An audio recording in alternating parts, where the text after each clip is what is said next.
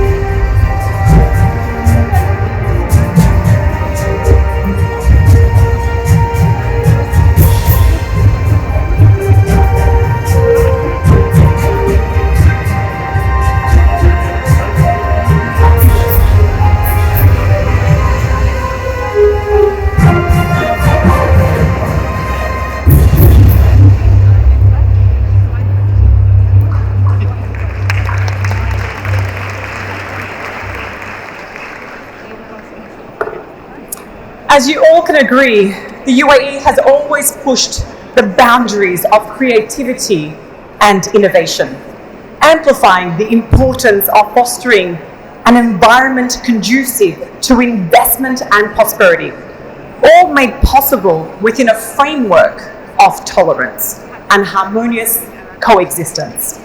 Ladies and gentlemen, this is now the stepping stone that gives me great pleasure to start our global conversation on the topic of tolerance and as an enabler for prosperity. Our first speaker this morning is Special Assistant to Chief Minister Sindh, Investment Department and the Public-Private Partnership Project at the Government of Sindh in Pakistan.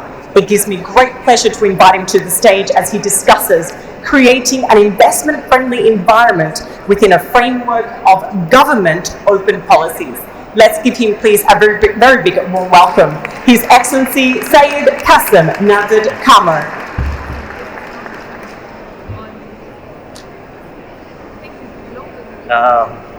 Bismillahirrahmanirrahim. Excellencies, distinguished guests, ladies and gentlemen, Assalamu alaikum and a very good morning to you. It's an honor for me to be here today, and I would like to start by thanking the organizers of today's event, the annual investment meeting, and the government of Abu Dhabi for arranging this event. I'm here today to represent the investment department of the government of Sindh from the city of Karachi, the business and finance hub of Pakistan.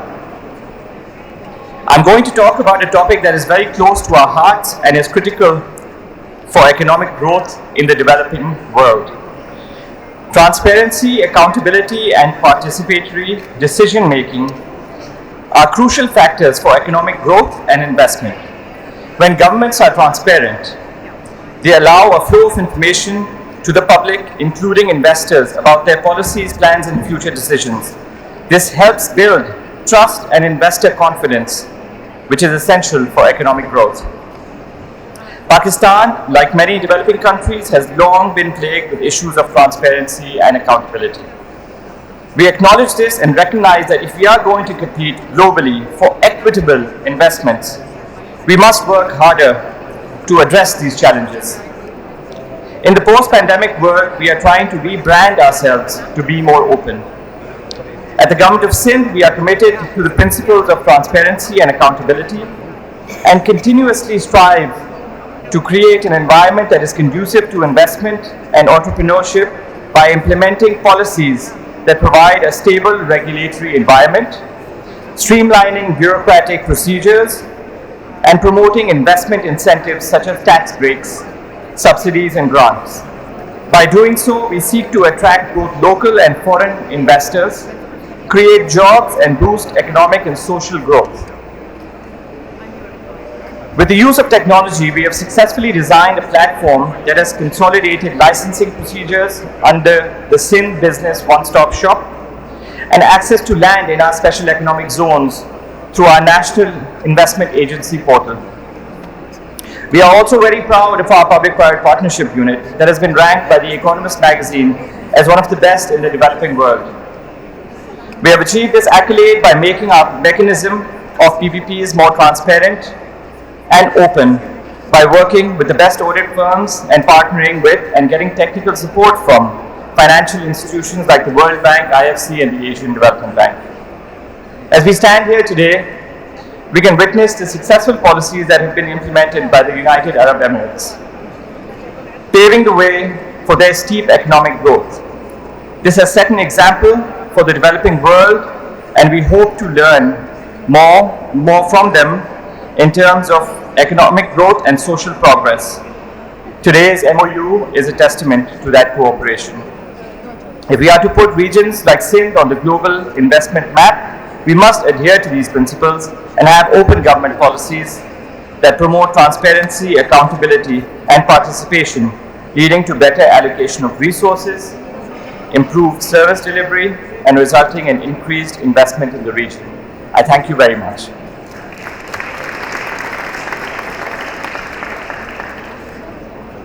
Thank you, Your Excellency, for your thoughts on this very important topic. Now, our next speaker this morning is the Minister of Industry, Handicraft and Trade, Technological Research, Regulatory Simplification from the Republic of San Marino. He'll be discussing on the topic fostering a developed free market economy through educational policies which promote tolerance. Let's give him, please, a very big warm welcome. His Excellency Fabio Righi to the stage.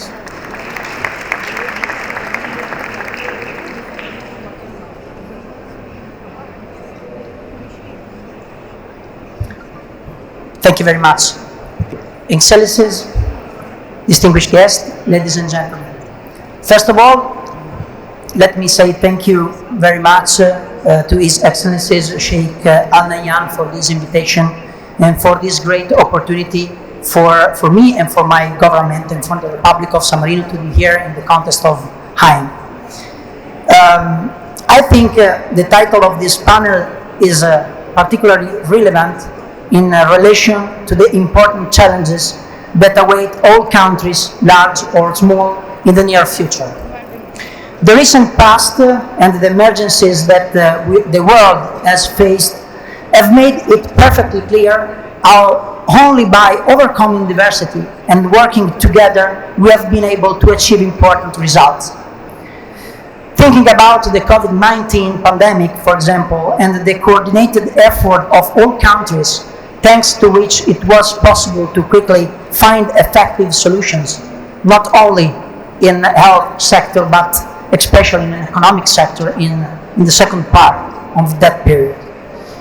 And if we reflect on the current moment, I think we can say that there are still emergencies today for which we have little time to act, very short time to act. Think of the challenges of ecological, digital, and energy transitions, for example, for which we do not yet have definitive technological solution at the moment, and which will depend on our ability to evolve our system, to develop new solutions, new models, and on our ability to manage resources better. On this part, I believe there are two important and fundamental elements. The first is a greater listening to politics. It's very important today that politics listen the private sector, companies, their needs to find the best solution. And the second is the development of a renewable business culture that doesn't see profit as the only outcome of business activity. It's important but not depend only of this. And I'm convinced that the time we are living in requires in every sector, from the political to the social and economic sector, to shorten distances, and while respecting everyone's particularities, to overcome diversity. I'm convinced that it's necessary today to promote a renewed social pact where politics, on the one hand, create a clear vision of the future and clearer rules to achieve it. It's very important to have a clear solution today, because it's important for investment to understand what is the line, what is the vision of the country. But on the other hand, it's important that entrepreneurs have to make themselves part and partners in the achievement of the impact challenges that await us in the near future. We must create an environment that leads the private enterprise system to contribute to the achievement of the social challenges that every country has today.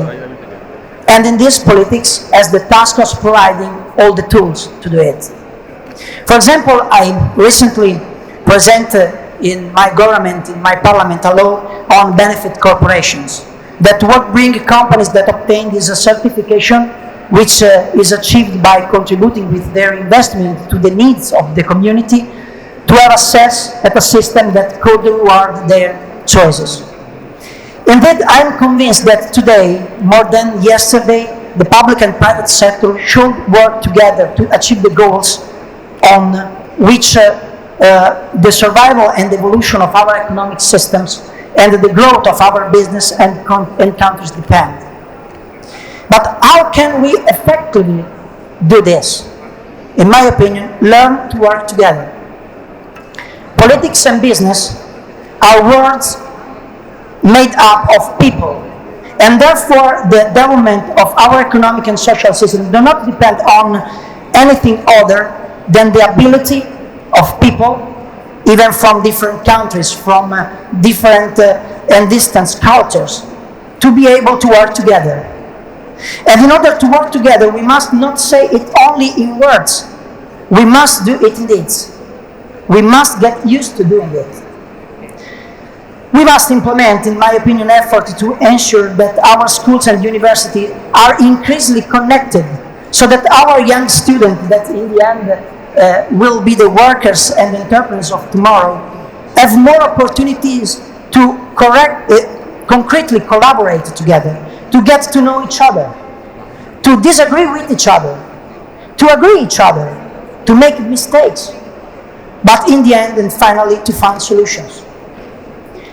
We should reach agreements that favor the internalization of our businesses, is another important point, by facilitating the exchange of workforce and therefore of skills, providing all the tools, including technological ones, that guarantees these opportunities even to small and medium-sized enterprise. For example, the Republic of San Marino is formed by majority by small and medium enterprise, and consider the opportunity that the medium and the small and medium enterprise have today with the conscious use of new technologies can represent a great opportunity even for a small country like the Republic of San Marino for increase the business. It's necessary to develop a new economic and cultural model, but above all, new tools that can lead our countries towards greater and fuller internalization. In this process, our vision and our hope is that our country is a small country, that is a small but autonomous country with a territory of only 61 square kilometers, but with a complex and diversified economy, can become a competitive technological hub in a practical innovation in the middle of Europe. And not only for theoretical innovation, a place where you can test new solutions and on a small scale, and if they work, you can take them to a large scale in another country. In other words, a laboratory of models in all sectors of our economy and the new sectors of the economy that represent the challenges for every country today. You can find a friendly contest. However, I'm firmly convinced that these objectives do not depend only the ability of individual countries to create new offices, to make new plans, new projects, or to allocate huge economic resources. It's all important, but not depend from that, but on their ability to work together. From the ability to create new opportunities for our companies to be able to rapidly develop their business inside the country and abroad, to guarantee a better future for our citizens and for our planet. In conclusion, putting the values of freedom, inclusion, tolerance, listening, collaboration on the base of our thinking about investment, about business development. And so let me say in conclusion that it's very, very important to have the ability today not to raise walls, but to build bridges about our country. Because today, than yesterday, I think impossible is possible. Thank you very much.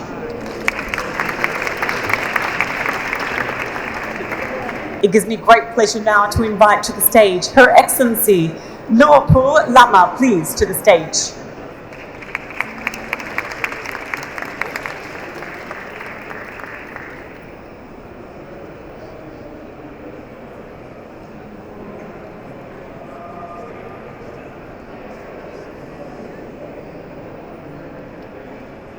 Excellence, Sheikh Nahyan bin Mubarak Al-Nahyan, membre du cabinet, ministre de la tolérance et de la coexistence des Émirats arabes unis. Excellences, mesdames et messieurs les membres du gouvernement, mesdames et messieurs en vos rangs, titres, grades, tout protocole observé, distingués invités, mesdames et messieurs, l'honneur me choisit de prendre la parole au nom de son Excellence, Monsieur le Président de la Transition, chef de l'État, chef suprême des armées, pour adresser mes vifs remerciements au gouvernement des Émirats arabes unis pour avoir invité la République de Guinée à la réunion annuelle de l'investissement est la conférence sur le rôle de la tolérance dans la promotion du développement économique durable et de la prospérité. Recevez également toute ma gratitude et ma reconnaissance pour l'accueil chaleureux réservé à ma délégation et moi-même depuis notre arrivée dans la cité magnifique des Émirats arabes unis. Mesdames et messieurs, la République de Guinée est résolument engagée dans la promotion d'une culture de paix, du dialogue, de l'entente et de la coopération entre les religions et les cultures au service de la paix, sans laquelle aucun développement harmonieux n'est possible. C'est la raison pour laquelle, dès le lendemain de la prise du pouvoir par le Comité national du Rassemblement pour le développement, le président de la transition a annoncé l'organisation des assises nationales dénommées Journée, Vérité et Pardon, pour ainsi donner une occasion historique et unique aux Guinéens de se regarder en face, les yeux dans les yeux, et de se parler à cœur ouvert. Ces journées, qu'il a d'ailleurs officiellement lancées le 22 mars 2022, se sont déroulées sur 6 semaines, impliquant ainsi les acteurs politiques, culturels, religieux et socio-professionnels. Elles ont abouti à 46 recommandations, dont le suivi de la mise en œuvre est assuré par un comité. Convaincu que le dialogue crée les conditions favorables à un règlement pacifique et durable des différends et permet également de surmonter l'ignorance et l'incompréhension qui fragilisent la cohésion sociale, la paix et la stabilité, les autorités de la transition ont ouvert le dialogue politique et social placé sous l'égide du Premier ministre, chef du gouvernement, participant ainsi à la diplomatie préventive. En matière de commerce, d'industrie et de promotion du secteur privé, la tolérance booste les échanges commerciaux entre les États partis à un accord, crée des emplois et stimule l'économie. En effet, la tolérance réunit les acteurs autour d'un idéal, malgré leur diversité d'opinions et d'intérêts, favorise l'esprit d'ouverture pour faciliter les échanges d'informations, le transfert de compétences et de technologies.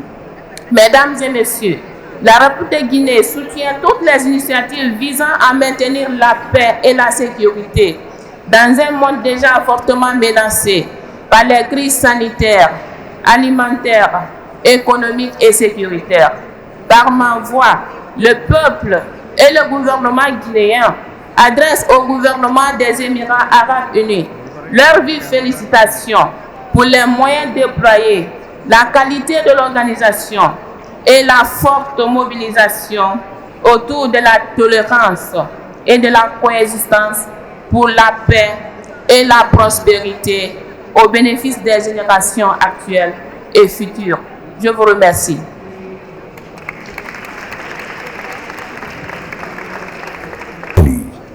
أصحاب السعادة، ضيوفنا الكرام، السلام الوطني لدولة الإمارات العربية المتحدة. Your Excellencies, distinguished guests, ladies and gentlemen, please rise for the national anthem of the United Arab Emirates.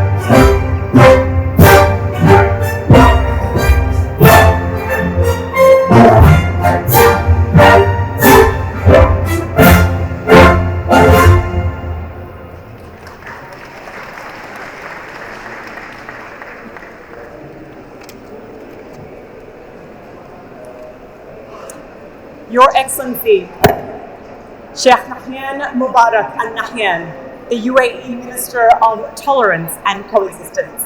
Your Excellencies, distinguished guests, ladies and gentlemen, a very good morning to you all.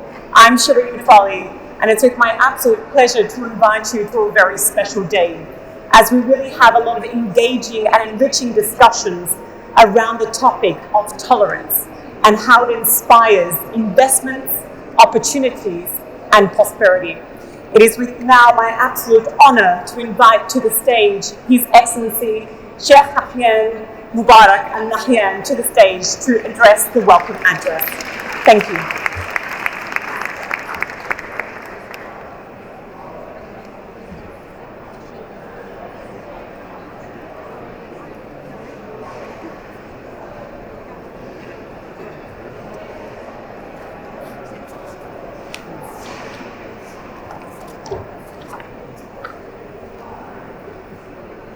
Your Excellencies, distinguished guests, ladies and gentlemen, I join those of us who live and work in the United Arab Emirates in welcoming our distinguished visitors from abroad to Abu Dhabi and to the only country in the world that has created the Ministry of Tolerance and Coexistence.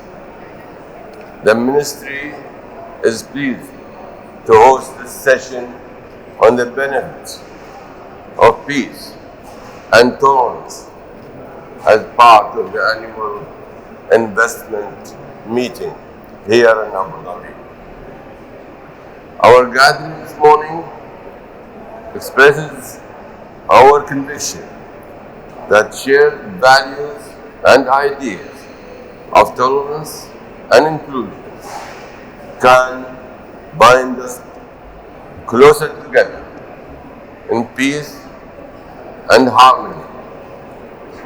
I'm delighted that you have gathered here today to explore the vital moral virtue of tolerance and peace and peaceful coexistence, and to consider the best ways for investing in the present and the future of society.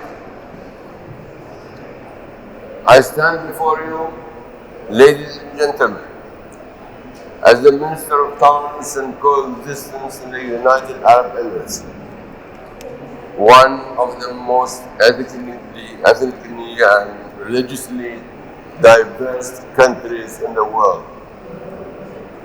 At the same time, one of the most peaceful, harmonious, and prosperous places on earth.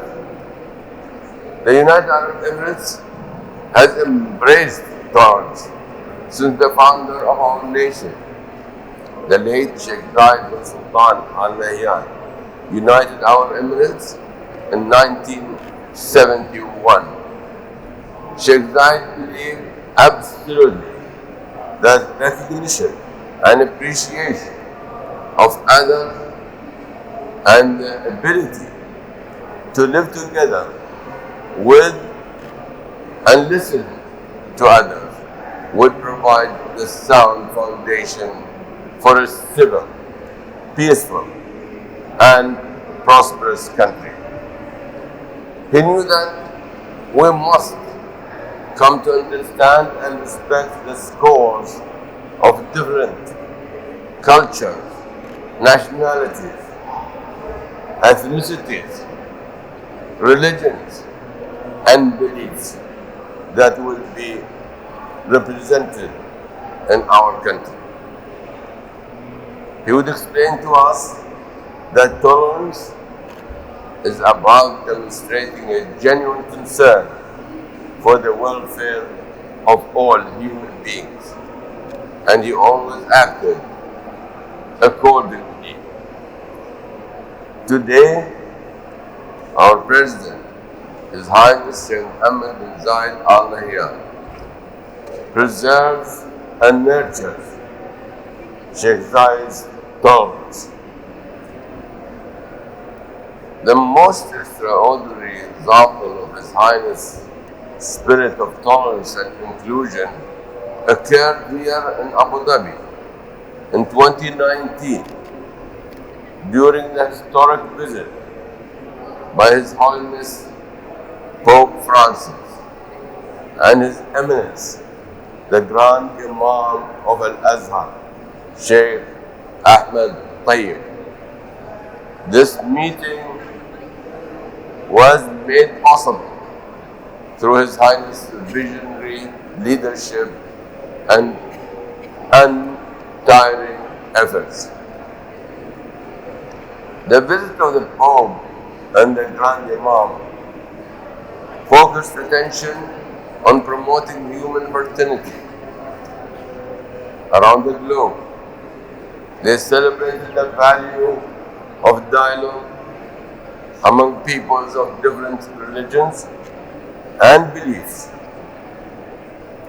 The Abu Dhabi Declaration on Human Fraternity issued during their visit exemplifies the moral imperative that we must follow if we are to meet the great global challenges of this 21st century.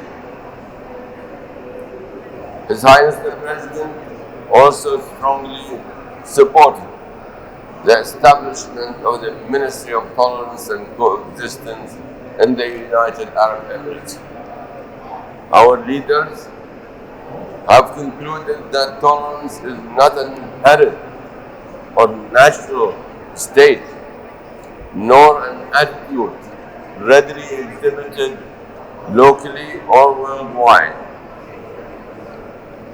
They understood that tolerance must be continuously nurtured and that people everywhere must work together for a world of mutual understanding and justice, a world without extremism, violence, and hate, a world of peace and prosperity, safety, and a better future for all human beings.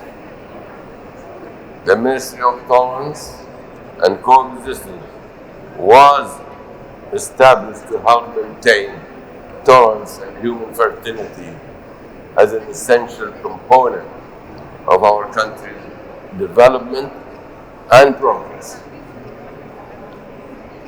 We undertake initiatives, activities, and programs in partnership with all national and international partners to create tolerant societies comprised of tolerant individuals and tolerant organizations.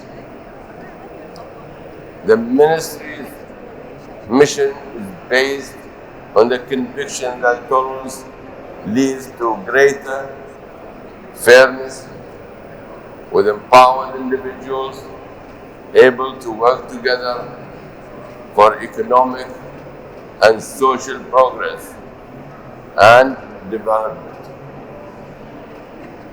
Tolerance helps deliver greater personal and community safety, security, peace, prosperity, thereby contributing to more sustainable, harmonious, and a happy society.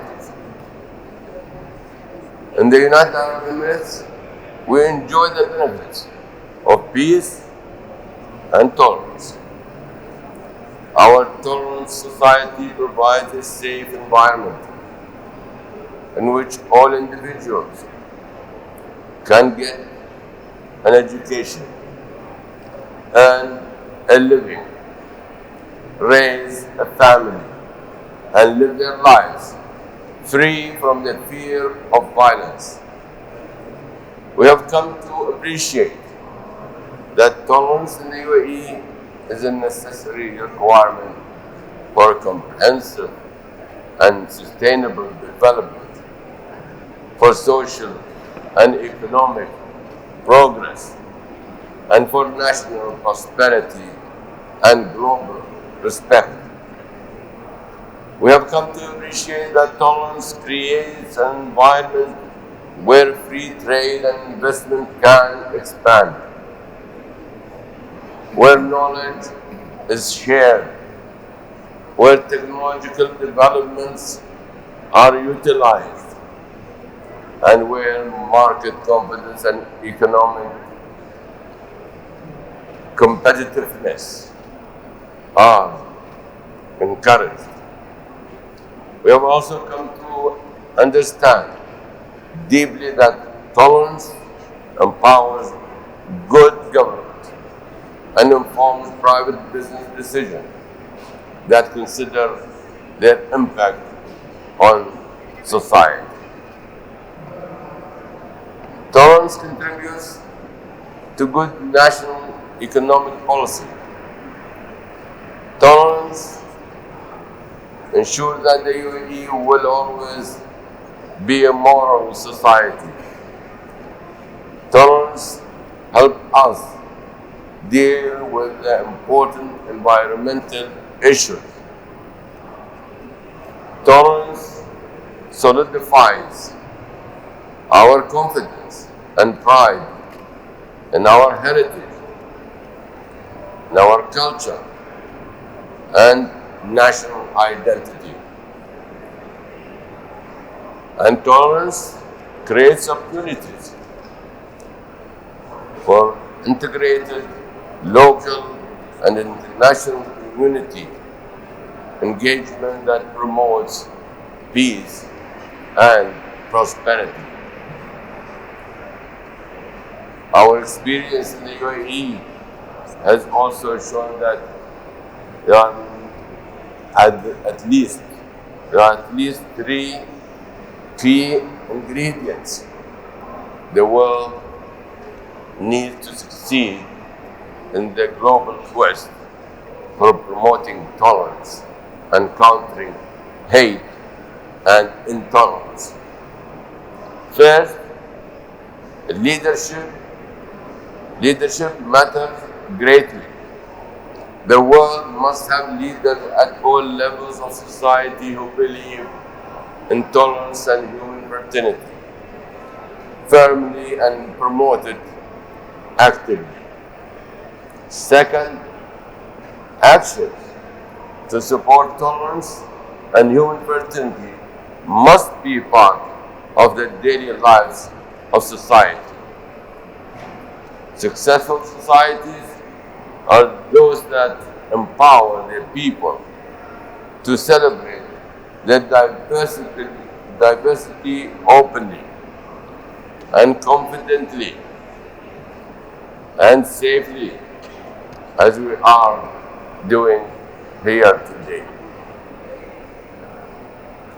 Third, laws and regulations are needed that prohibit the spread of intolerance, bigotry, and extremism, and are quick to mitigate and obviate when it rises. We must work together to attain all these characteristics in all countries of the world. Dear friends and colleagues, because of our positive experience with peace and tolerance, we in the United Arab Emirates are eager to join with other countries and organizations in support of tolerance, peaceful and mutually beneficial coexistence. We are ready to share our experience and to gain from others a wider understanding of the universal power of tolerance.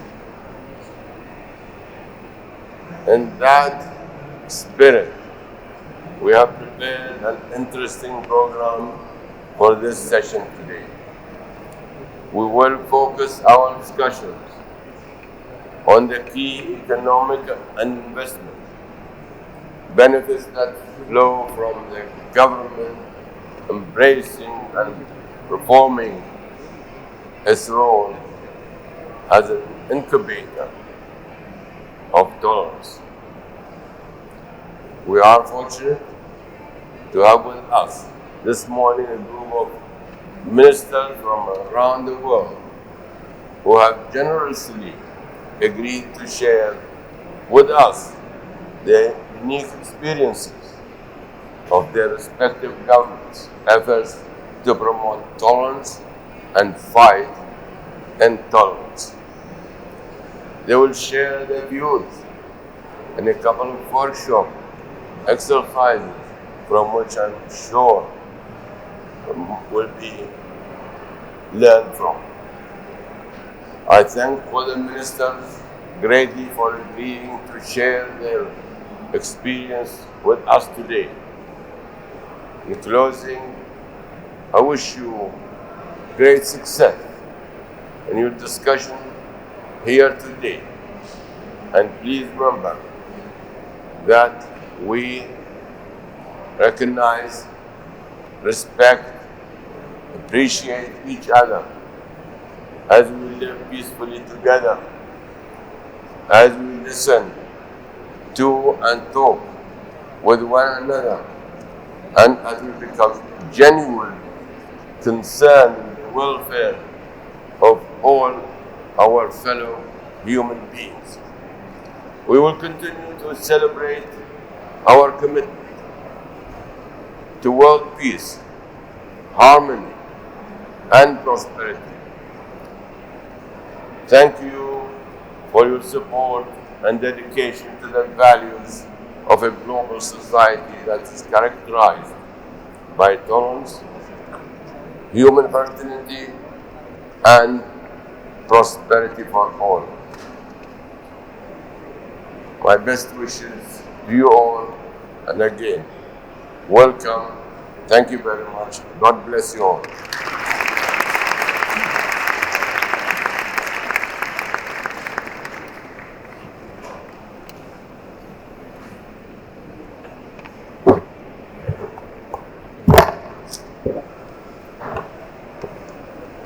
Thank you, Your Excellency Sheikh Nahyan, for sharing those thoughts and your vision, which is clearly demonstrated at the United Arab Emirates and its continuous quest for spreading tolerance across all its sectors of its economy. Thank you once again. Now, our next distinguished speaker today, representing the Republic of Kazakhstan. They'll be sharing their views on the power of adopting tolerance values on the global economy. Ladies and gentlemen, please help me welcome to the podium the Minister of Information and Social Development, His Excellency Darkan Kadirali. Please to the stage.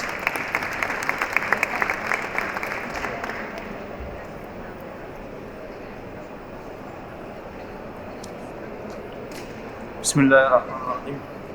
Assalamu alaikum wa rahmatullahi wa barakatuh.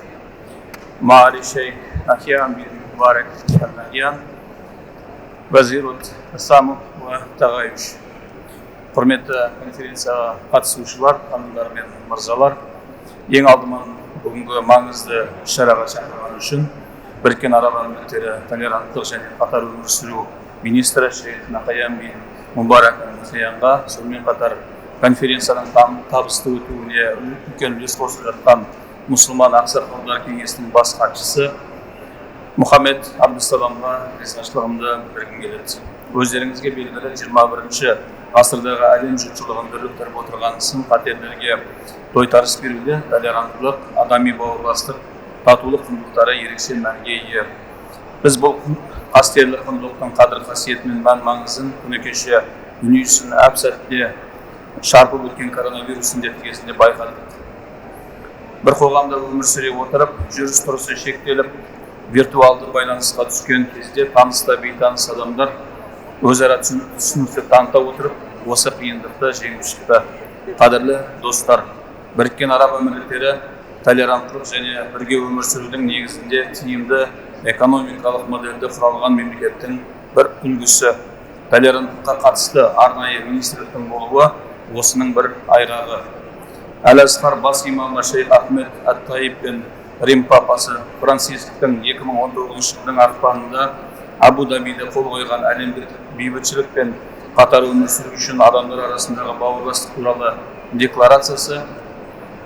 Біз жоғары бағалаймыз. Бұл құжатқа қол қоюды христиан және мұсылман әлемі арасындағы қарым-қатынастың жаңа кезеңінің бастауы деп бағалаймыз. Құрметті әріптестер, біз жаһандану және діндер мен мәдениеттің араласуы дәуірінде өмір сүріп жатырмыз. Бейбітте бірге өмір сүру бүкіл адамзат үшін жалғыз дұрыс жол екенін баршамызға белгілі. Әмірліктерді көп этносты, мәдениетаралық және дінаралық орталық ретінде әлемге паш еткен толеранттылық жылы моделі Қазақстанның үлгісімен, ұстанымымен үндеседі. Қазақстан тәуелсіздігін жариялағаннан бастап этносаралық және конфессияаралық келісімді нығайту бағытын ұстанды. Халқымыздың табиғи толеранттылығы мен тағылымды дәстүрлердің нәтижесінде Қазақстанда 20-ға жуық конфессия мен көптеген этностың өкілдері бейбіт тату өмір сүруде. Тұрақтылық пен ұлтаралық келісімді нығайту үшін құрылған Қазақстан Халқы Ассамблеясы этносаралық бірлік пен баршаға тең мүмкіндік беретін толерантты қоғам құрудағы негізгі институттың біріне айналды. Бүгінде ассамблеяның түрлі институттары табысты жұмыс істеп, көп ұлтты халықтың бірігуі мен кірігуіне жаңа серпін берді. Бұл институттың төрағасы ел президенті екенінің өзі мемлекет басшылығының толерантты бірлігіміз әр оғландықты деген ұстанымға ие, плюралистік әрі инклюзивті мемлекет құрудағы көзқарасын көрсетеді деген ойдамын. Біріккен ұлттар ұйымында басқарушы қызмет атқарған президент Қасым-Жомарт Кемелұлы Тоқаев әлемнің күн тәртібіндегі өзекті мәселелер мен елдегі тыныштықтың тұрақты болуына үнемі назар аударып келеді. Бұған қоса Қазақстан әлемдік және дәстүрлі дін көшбасшыларының диалог алаңына айналды. Дін қайраткерлерінің басын қосатын әлемдік және дәстүрлі дін лидерлерінің съезі Астанада 7-ші рет өткізілді. Съезде рухани көшбасшылар геосаяси жағдайдағы адамзатты алаңдатып отырған күрделі мәселелерді жан-жақты талқылап, халықаралық қауіпсіздік пен дамудың жаңа парадигмасын әзірлеу бойынша кең диалог орнатуға атсалысты. Қадірлі достар, 21-ші ғасырда саяси, экономикалық, мәдени, рухани бағытта диалогқа балама болатын еш нәрсе жоқ және бұл өзгермейтін аксиома. Қасиетті Құранда бір-бірімен танысып білісу үшін сіздерді ұлт-ұлтқа, руға бөлдік деген аяттың мағынасы бүгінгі адамзаттың толеранттылығына бағдар болады деген ойдамын. Біздің пайымдауымызша өткен және қазіргінің оң тәжірибесіне жүгініп, әрқайсымыз өз қоғамымызда толеранттылық мәдениетінің ілгерілеуіне назар аударуымыз қажет. Бір-бірімізді қолдаудың нәтижесінде біз барлық қиындықтарды еңсеріп, бейбітшілікті сақтау жолында жаңа жетістіктерге жетеміз. Сөзімнің соңында толеранттықты насихаттаудағы масс-медианың маңызына тоқталғым келеді. Медиада араздық тілінің hate speech қолданылуын қадағалап, керісінше елді бірлікке, татулыққа үндеу, халықты рухани жақындастыруда ақпарат құралдарының рөлі зор. Бүгінгі конференцияда осы мақсаттың орындалуына өз үлесін қосады деп сенемін және ұйымдастырушыларға тағы да рахмет айтамын. Рахмет.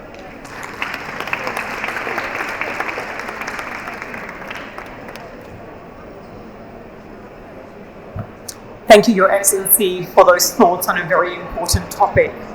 Now, ladies and gentlemen, your distinguished guests, Your Excellencies, we now have reached our MOU signing ceremony, which will take place between 6 nations and the United Arab Emirates, represented by the Ministry of Tolerance and Coexistence. I believe the MOU table is being set up as we speak.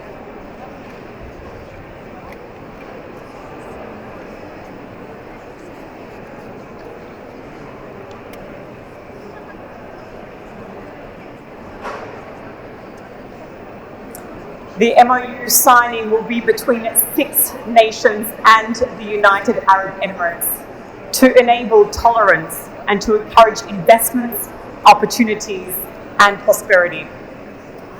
I'd like to now call upon His Excellency Sheikh Nahyan bin Mubarak al-Nahyan, the Minister of Tolerance and Coexistence, to join us at the MOU table.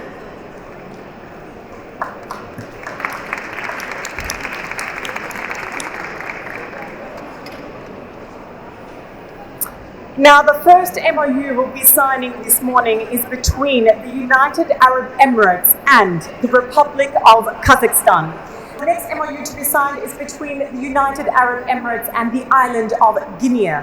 Mohammed Al Khalifa, Chairman of the Supreme Council for Islamic Affairs in the Kingdom of Bahrain and a member of the Council of the National Investments Authority representing Kyrgyz Republic, to the MOU table. The Special Assistant to Chief Minister Sindh for the Investment Department and Public-Private Partnership Project, representing the Government of Sindh in Pakistan. American University of Sharjah, we have Dr. Lisa Moscoratolo, Executive Director of Student Life. Thank you, Dr. Lisa. Please join us. Welcome to our panel. And last but not least, we have this from Synergy Corporation in Russia. We have the President of Synergy Corporation, Mr. Ilya Minanchuk. Please, to the stage. Ilya? Thank you for being with us today. This is a really important topic. If we're going to be enabling true tolerance, not just here in this region, but internationally, what is that catalyst in order to enable tolerance? And so this is a really important topic. My first question to you today, to maybe Dr. Lisa first, what initiatives do universities implement to promote tolerance and inclusivity amongst their students, body and staff members? Can we mention that? And I believe you have a microphone. Is it on? Hello? Just volume, yeah, thank you. Yep. Hello? Oh, it's okay. Wonderful. Thank you again for having me. So in my role, I'll particularly talk about what we do in student affairs and student services. So one of the most important roles that we have is supporting our students' success, and that has to happen with an environment of respect. So that starts making sure that everyone feels comfortable at the university. And that does start with policies and making sure that our students understand from each other what we expect. And of course, tolerance and understanding others and respecting others is of utmost importance. We also practice this at AUS, American University of Sharjah, which I'm very proud to be part of. The practices really start with our students and our staff and the student affairs staff and what we promote. And we do that in many ways. One is, of course, through our clubs and organizations. And we have, just to give you a little background, we have about 90 different nationalities at our university. And our clubs represent many of those nationalities. And we have over 30. And we celebrate diversity in that many ways. And for example, we also do it through events, global days. We do it through education. Our Emirati Culture Club, our president is here with us, Youssef. And I say that because this is also an example for education for Youssef to be part of this. UAE offers many opportunities, and we take part in all those opportunities we can. Also, one last way I did want to mention, because I want to make sure we have time for others too, is because I could go on about the great work, obviously, that we do, but it also is about service to others. We have a very active community service and outreach program at the university, and our student gives back to many of our 30 different partners in Sharjah that we serve and work with.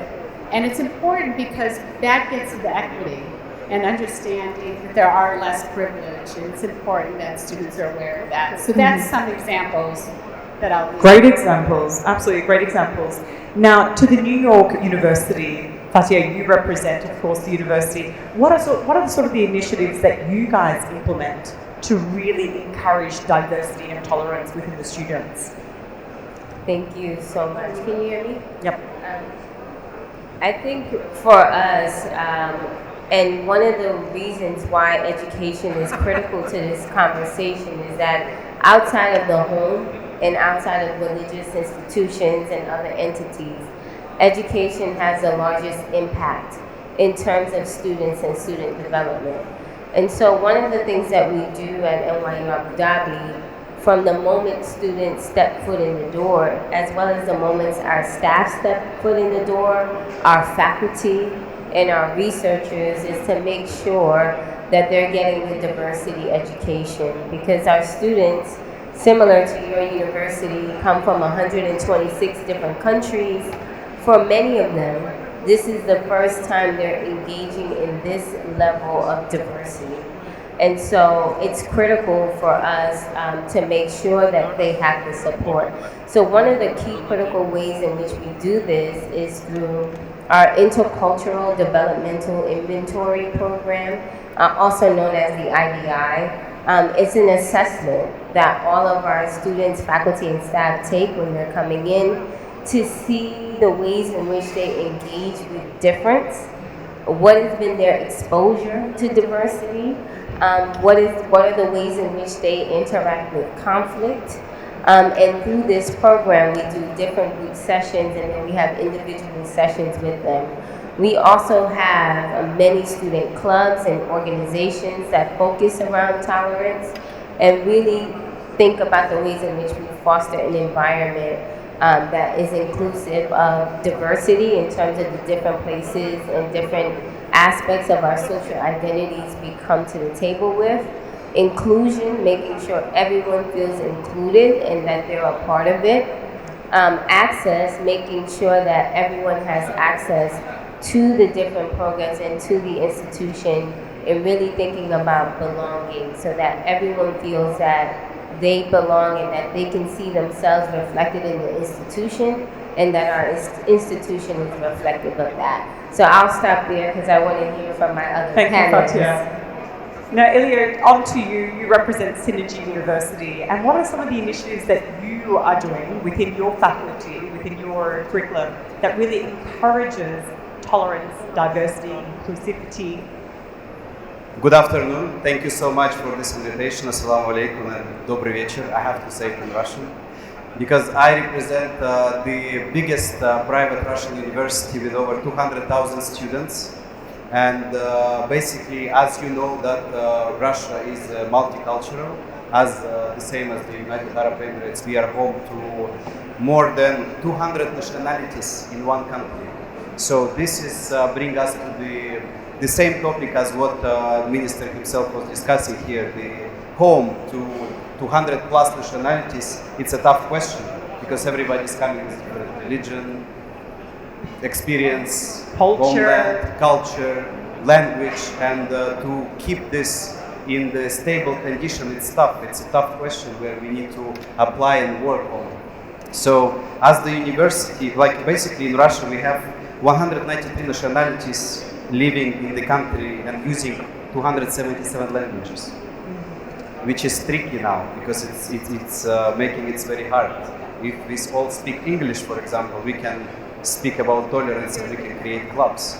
But if some people don't even speak Russian, that's challenging. So as for the university, we have 20,000 foreign students studying in Synergy University in Russia. And they're almost from 92 countries all over the world.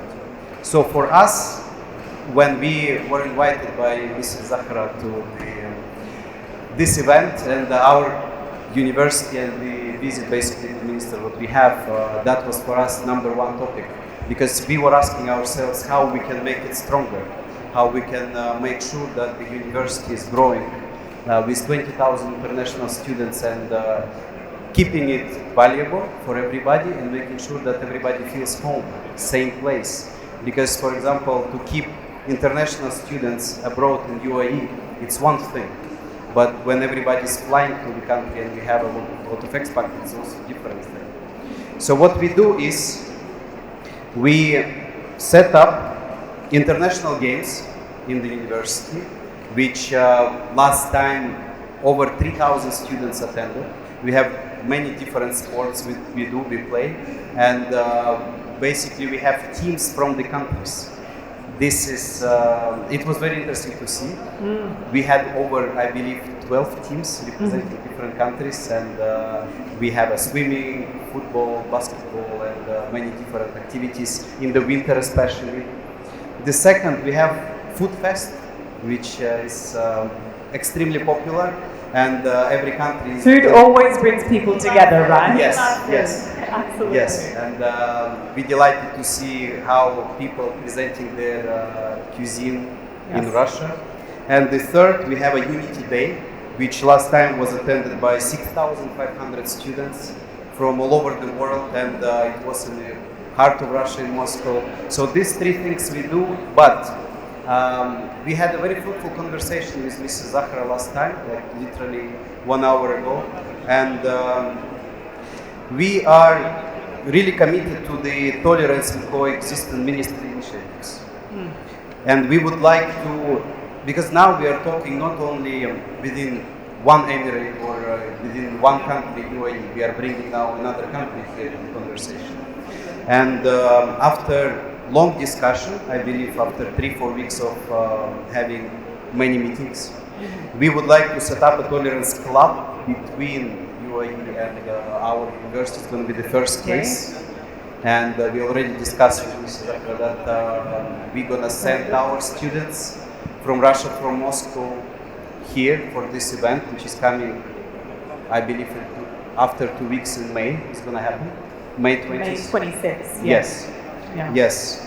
So basically, we would like to set up a tolerance club based on our experience and as a result of our participation here, because this it's moved us in a very good direction, I believe, which will unite students even more, because we are doing these activities, but yes, students can always go to their programs departments if something's happening, if they want to get some support, but to have a proper tolerance club, that would be the answer. That would be the answer, and we never had it. And looking forward to it, to knowing more about the Tolerance Club. Yes. So amongst more universities as well. Yes. So basically, we believe that it would definitely strengthen our international relations between the countries, and including with new education organizations like other PhD, Ministry of Higher Education, and I'm just extremely delighted to be here because we, for the first time, now have a solution. Thank you, Ilya. Work on this. Thank you so much. Thank you, Ilya, for sharing those. Now, of course, when you're mentioning the amount of diversity that each of you actually have at your individual, universities, multiple nationalities from all around the world, multiple languages spoken, multiple faiths, surely you're going to come across incidents of discrimination and intolerance, correct? Can you, maybe start with you, Fatia, when you're speaking about the New York University in Abu Dhabi, can you tell us about some of the incidents that has happened in regards to maybe intolerance and discrimination? How did you guys handle it, and what are you doing in the future to prevent them? I'll start off to give a few examples. One of the largest sources of conflict that happens on our campus often happens during the first year, and I have a couple of my first year students here with us today, and it's around roommates. Roommates. And part of that is, for many of our students, and we talk about them, many of them are coming from homogeneous countries where they never had had that experience of that level of diversity at the institution. And so oftentimes the way we live, the food we eat, our study habits, our work habits impact are different, right? They're different. And so sometimes there's a level of misunderstanding that comes into play. And I think it's critical for students that are at the age that come to our university between the ages of 17 and 23, that we're not necessarily penalizing them, but we are offering opportunities for them to learn. Because if we take a framework that if you have a faux pas and you make a misstep, that we're just automatically going to be penalized in that way. Obviously, there are certain instances that warrant that, but we want to give students the opportunity to make mistakes so that they can learn and grow. So one of the things that we've done with our student conduct is we've expanded it to be conflict transformation. Conflict transformation, And, okay. yes, and I'll explain a little bit. So the idea of it is that, you know, allowing students to think critically about the different conflicts that they're having, to come to the table, to talk, and we have trained mediators to kind of help them resolve. One other way we could do it is, of course, punishing them and penalizing them, but we find that that leads to resistance. And as we heard from the speakers before, we want to grow a more tolerant society. We want to make sure that, as we know that migration patterns have changed, we have more people living and working outside of the countries that they were born in than ever before. And so it's really important to empower students with the tools to think critically, to become creative and innovative, and we do this through making sure that we have diversity, equity, and inclusion at the center of everything we do, including conflict issues. So I'll stop there to give my Dr. Lisa, I'd love to hear from you at the American University of Sharjah. I'm sure you've come across incidents. Our incidents, I will say, are probably miscommunication, similar to what Fatia is saying. So one of the things I think is important, we too have mediation. We do mediation training, so peers, our office is student conduct and conflict resolution as well. And so we use peer mediators to help. And sometimes the students just work with each other, work with the peer mediator.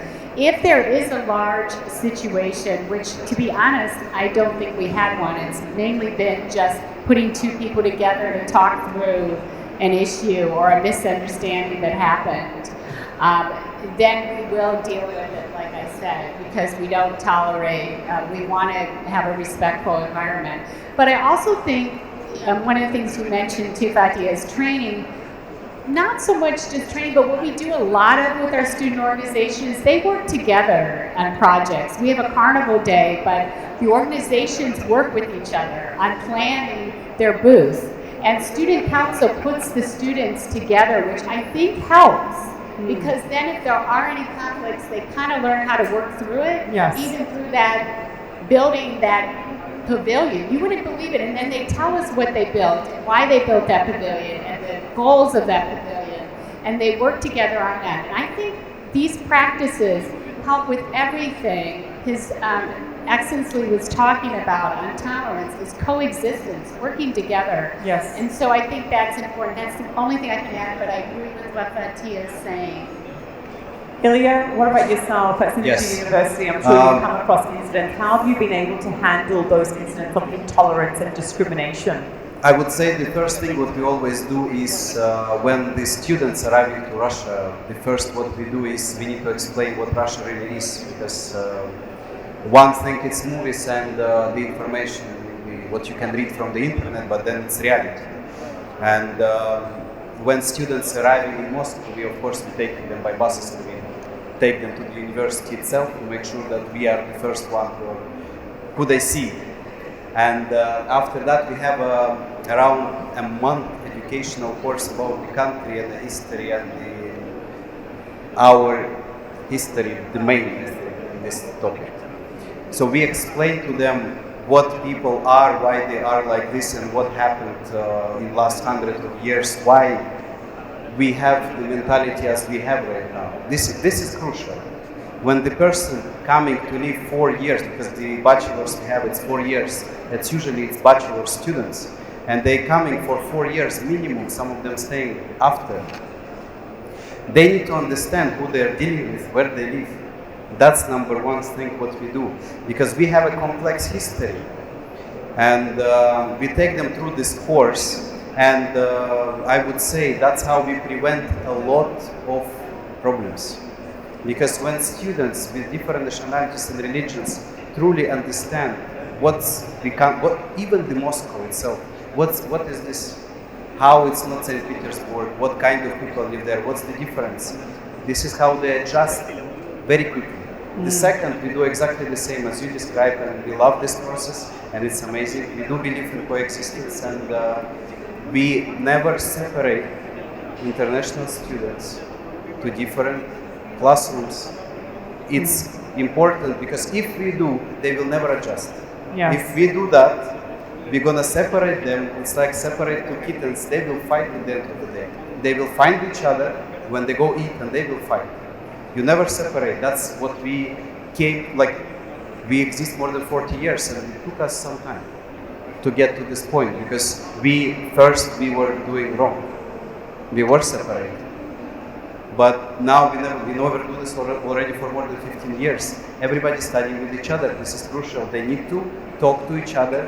And the third, exactly, the projects, the project management, the projects, where we go, we send many of them, and we make sure we mix and match. We make sure that we send the group with 100 students where we have these 92 nationalities and 8 students purely from Russia. This is how it's much easier for them to move. And the last thing what we do is, I believe the first semester, twice a week, we have a person who is literally with them during 2 days in a week. We want to see, because the incidents happening, not big incidents, but like miscommunication. Exactly. I can relate so much to your conversation. What did you say before? And we have miscommunication, and this prevents the sort. So I would say, typically within semester 2, it becomes already very quiet, and everybody understands where they are. Thank you, Ilya. Now, I think you guys really covered well in terms of what you do already to encourage diversity and tolerance. I would say my finale question is this: what would you want to happen in the future? What would you want to happen in the future to really encourage diversity? What needs to be done with your own individual units and universities? Is there the prospect of opportunities? What's yet to come?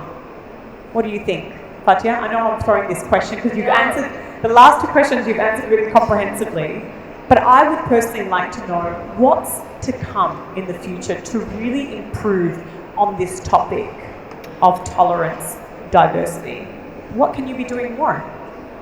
I think what we can be doing more at all of our universities, and this comes directly from the students, is really thinking about the curriculum. When we think about the history of education and the ways in which education was used, especially as we talk about colonization, right? Students have been very, very vocal about the fact that our curriculums are too Eurocentric, right? And given that we are living and working in the UAE, it is very critical for them to be exposed to not only scholars and practitioners from the MENA region, but also thinking about it globally. So we use writers like Edward Said and Gayatri Spivak and Homi Bhabha to make sure that we're grounding students in thinking about post-colonial studies and the ways in which it impacts the ways in which they view the world.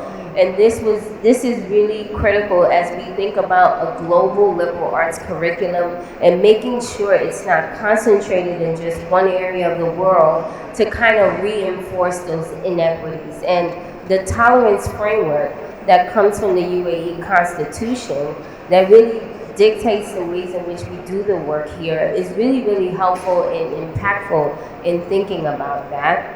And then the second way, in terms of the future, is around access. So right now, the UAE is very, very generous and really thinking about the tolerance framework in which students we bring here. And right now, we've been really focusing on bringing more students from Sub-Saharan Africa, from Latin America, from the Caribbean, from Central Asia, to make sure that those students and those emerging parts of the world, if we look at economies, we know that Africa is one of the key areas that's going to be, that's primed for growth in the next 25, 50 years. So it's important and critical that we're bringing more scholars from those different parts of the world in order to increase the diversity. And so that's my vision for the future. Great answer. And that's my vision for the work. All right, awesome. Off to Dr. Lisa now, representing the American University of Sharjah. What are your thoughts in regards to what still yet needs to be done? Right, and when I think about what needs to be done, it's really, Yusef's here, but the Emirati Cultural Club for us is very key, because as his Excellence said, that students need to, and you said too, students need to understand where they're studying for 4 years and understand the values of the United Arab Emirates and the values of tolerance. And our Emirati Culture Club does that. And we look at them a lot for many different partnerships and many different ways that we do that, and we hold the values of UAE. For example, they work with our international exchange students, and we had 30, and there's beautiful stories Yusef and I shared on the way here about how they're so integrated into the UAE culture. Even in our global day, they danced, they learned the Emirati culture dance, they prayed with the students. There's so many with our Emirati Cultural Club, and there's so many beautiful things that I want to continue that, working with them, and even Zahar, when we're talking about the tolerance, is really use the Emirati Culture Club and all of the tolerance. So that's why I'm thrilled to be here and participate in another activity that Zahar has. And secondly, I echo Fatia with what you say. I'm involved with an International Association of Student Affairs, and we're going to have a partnership with Kenya. And Yusef doesn't even know this, but we're hoping to have the Emirati Culture Club. They offer a global day, and see if we can do an exchange. Yeah. And so I think that's an important piece of how do we build in the understandings of what's happening in Kenya so they can understand in the South and the work that needs to be done. Absolutely. And understand that they can be part of it. And beyond learning from a textbook or video. Well, and you know, that's not why I do what I do. I love student affairs because we're very practical, and I've been working in this for 30 years, and I love student affairs and working with our students. So I think those are the ways we have to do it. But I think it starts with our home and the values of the Emirati Cultural Club, and so we're looking forward to continuing that. We also now have a position on the Student Council, our student government, that also represents the Emirati Culture Club. Since 26% of our students are local students, we wanted to make sure that they had an ambassador. So that group will work with us too on tolerance. So I'm real excited about the near future. And I jump like 2 years, you know, not 25. But anyway, thank you. Thank you, Dr. Lisa. And Ilya, I think you mentioned already you're working on the Tolerance Club, and that's what you see in terms of future-wise. Is there anything else that you see that needs to be done to really encourage, tolerance? I would say, as usual, everything starts from the head. And why we see the big change in this country, because it was created Ministry of Tolerance here, and that's how we all know about this. That's how we have it in all universities here mostly. That's how we have this event coming on 26th of May, because the government decided to make it real and make it possible. Yes. I don't think, and I extremely doubt that universities will do it by themselves, because now we have mostly in all universities we have it. The strongest thing in the tolerance is the governmental support. And if, of course, we can do as the universities ourselves and try to educate the students, but if it's coming from the government, if it's coming from the head, from governmental level, this is how people will listen. Because we are very busy in general. We have other tasks to do.